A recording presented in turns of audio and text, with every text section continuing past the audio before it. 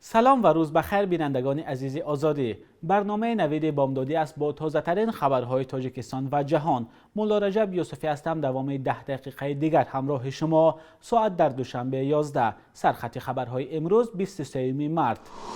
واکسین زنی ضد کووید 19 در تاجیکستان آغاز شد. تأخیر سفر رحمان به باختر خبرهای وضع سلامتی او را برانگیخت. و از دلشاد نظروف خواستند که از مقامش استعفا دهد.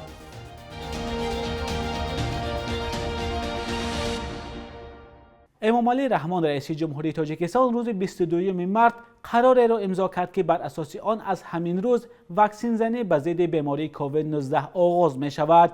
در این قرار آمده است از 22 مارس سال 2021 ایمونیزاسیا بر ضد بیماری سرایتی کووید 19 در تاجیکستان بین گروه‌های آسیب پذیر اهالی مرحله به مرحله گذرانیده شود. بر اساس این قرار نهادهای گوناگون وظیفه‌دار شدند که در روند واکسین زنی به وزارت تندرستی کمک کنند و وزارت بعد از 15 روز هر مرحله به حکومت گزارش بدهد. تاجیکستان تاکنون از خارج 192,000 وایه یا دوز واکسن استرازنیکا گرفته است. مسئولین این نهاد گفتند تلاش دارند از واکسن‌های روسی و چینی هم خریداری کنند. امامعلی میرزایف سخنگوی وزارت تندرستی چند پیش بر رادیو آزادی گفت پیش از همه این طبقه افراد واکسن به ضد بیماری را میگیرند. یکم کارمندان ساحه تندرستی، دوم بخش‌های استراتژی خواجگی خلق، سوم ساکنان از 60 سال بالا، چهارم شخصان گرفتاری بیماری‌های مزمن غیر سرایتی و کارمندان ساحه معارف و علم. حکومت تاجیکستان یک ماه پیشتر اعلان کرد که کرونا ویروس نو در کشور از بین رفته است. این ویروس تاکنون به گفته مسئولان وزارت تندرستی 13308 نفر را به بیماری کووید 19 گرفتار کرده، 90 نفر را کشته است. آماری که ادعای به درستیش شبهه دارند و مقیاس بیماری و تلفات از آن را بیشتر از رقم‌های اعلان شده می‌دانند.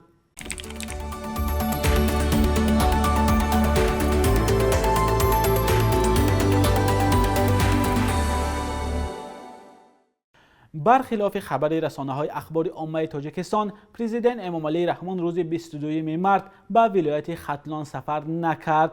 نمایندگان مقامات دولتی این ولایت به رادیو آزادی گفتند که رئیس جمهور به احتمال زیاد روزهای 24 و 25 مارس به شهر باختر مرکز ولایت ختلان سفر خواهد کرد. یاور پرزیدنت تاجیکستان عاید به مسائل رابطه با جامعه عبدالجبار رحمانزاده به خبرگزاری آزیا پلوس گفته بود که امامعلی رحمان روز 22 مارس به ولایت ختلان سفری کاری انجام می‌دهد.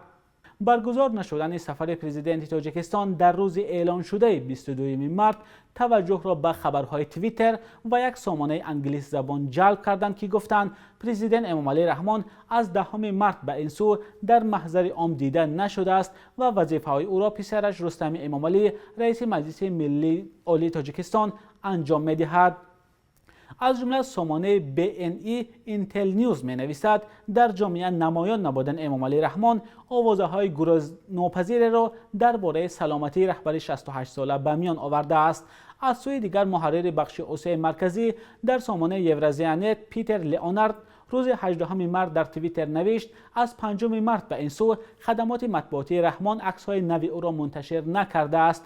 اما سخنگوی ریاست جمهوری تاجیکستان عبدالفتاح شریف زاده روز 22 مارس به رادیو آزادی گفت سلامتی پرزیدنت رحمان خوب است و همه عکس‌های نشر کرده خدمات نوند. در تجربه کاری 18 سالم هنوز یاد ندارم که باری هم پرزیدنت جمهوری تاجیکستان نقشه کاری و یا خط سفرشان را ویران کرده باشند یا یگان چاره‌بینی را با عکس و نوارها ساخته باشیم. خوشبختانه امروزها پرزیدنت از من و شما هم سالمتر و بقوت‌تر هستند و روزهای نزدیک سرور دولت با سفرهای کاری به یک از منطقه‌های کشور می‌روند، گفت عبدالفتاح شریف زاده سخنگوی پرزیدنت تاجیکستان در صحبت با رادیو آزادی. پرزیدنت اسوسیاسیون بین المللی فدراسیون‌های ورزش سبک از دلشاد نظروف خواست که از رهبری فدراسیون ورزش سبک تاجیکستان استعفا دهد. دلشاد نظروف قهرمان بازی‌های المپی ریو دی ژانیرو در سال 2016 با استفاده دوپینگ متهم شده 2 سال از اشتراک در مسابقه‌ها از جمله المپیاد توکیو محروم شد. هرچند خود نظروف اتهام استفاده دوپینگ را رد کرده گفت در نسبتش ناحقی کردند. دلشاد نظرов ورزشکار تاجیک در برابر معاون رئیس کمیته کار با جوانان و ورزش بودن، همچنین پرزیدنت فدراسیون ورزش سبک تاجیکستان هم هست. اکنون سباستیان کو، پرزیدنت اساسیاسیون بین المللی فدراسیون ورزش سبک، از دلشاد نظرов دعوت کرد که از مقامش در فدراسیون ورزش سبک تاجیکستان استعفا دهد. کو ضمن یک نشست خبری گفت پیشتر اگر رهبران فدراسیون به استفاده دوپینگ متهم می‌شدند از مقام خود استعفا می‌دادند.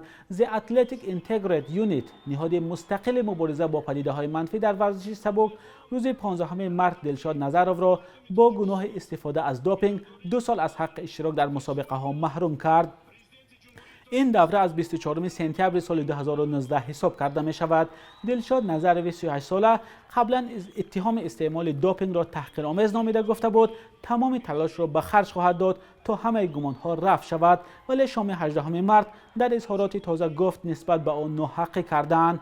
طور میدانه در یکم سال اخیر برای برقرار کردن نامینک مبارزه بردم، ولی متاسفانه تمام تلاش های روحی، جسمی و مالی من بیهوده بود، ابراز داشته است دلشاد نظرov. سازمان The Athletic Integrated Unit میگوید تفتیش دیگر باره دوپینگ در مسابقات قهرمانی جهان در سال 2019 در کره جنوبی در نماد دلشاد نظرov مواد ممنوعه را آشکار کرد و در این مسابقات جای دهم را گرفته بود. حالا نتیجه های به دست آورده دلشاد نظرov از ماه آگوست سال 2011 تا آگوست 2013 بیکار کرده شد و او به بازی‌های توکیو که باید 23 ایول امسال شروع شوند اجازه دادن نمی شود. خود دلشاد نظرov گفت او مثل پیشین قهرمانی بازی‌های المپیک سال 2016 در ریو دی ژانیرو است و مدال طلا در خزینه منتخب تاجیکستان محفوظ است. خبری به استفاده دوپینگ متهم شدن دلشاد نظرov در شبکه‌های اجتماعی واکنش‌های زیاد را به میان آورد و بسیاری ها نوشتند که به این چیز باور ندارند.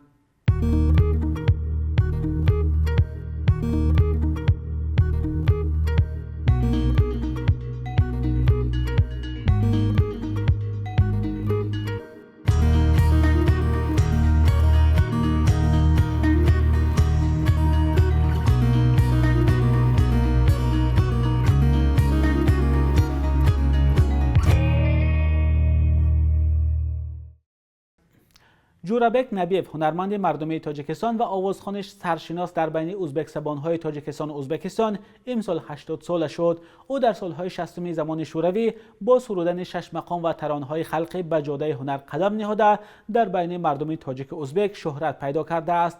مؤلف بیشتر از 200 آهنگ و سرود و از شاعران کلاسیک است. سالهای زیاد در تئاتر مسحکه و موسیقی با نام کمال خوجندی به حیث آوازخوان کار کرده و حالا با صنعتکاران دانشگاه شهر خوجند از فن موسیقی سنتی درس میگوید. آغاز سالهای 2000 چند سال در تاشکند نیز کار و فعالیت نموده است. در روزهای نوروزی همکارم فرزان محمدی با جورابک نبیف یک صحبت نوروزی دایر نمود. حالا یک پاره این صحبت را همراه میبینیم. استاد پیشتر کس اختصاصی که اول آموختید وابسته به هنر و به صنعت نبود. شما اختصاصتان بفرم طبیعت شناس بود. طبیعت شناس آموزگار. بله. چگونه شد که شما به صنعت آمدید؟ درد موسیقی، درد سرایندگی از بچگی به من رسیدگی. هم مکتب خون بودم. ولی میدونم که خیلی شرمگین بودگی شما. بله. همین در چند مصاحبه‌تان گفتگی هست. من جدویم شرمگین بودم. با وجود این چه خیلی شد که من روی صحنه آمدید در همون سال؟ اولی صحنه برای آمدنم نفسم فرو رفت. یک خیریت که ما جور آواز بودیم، دو کسی میخوندیم و جوری من دلیرتر بود.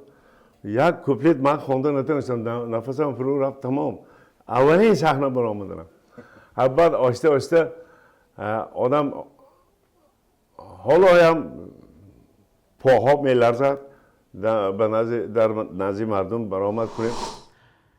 بانک ملی تاجیکستان قرب اسعار خارجی را در برابر سامانه برای امروز 23 مارس چنین تعیین کرده است.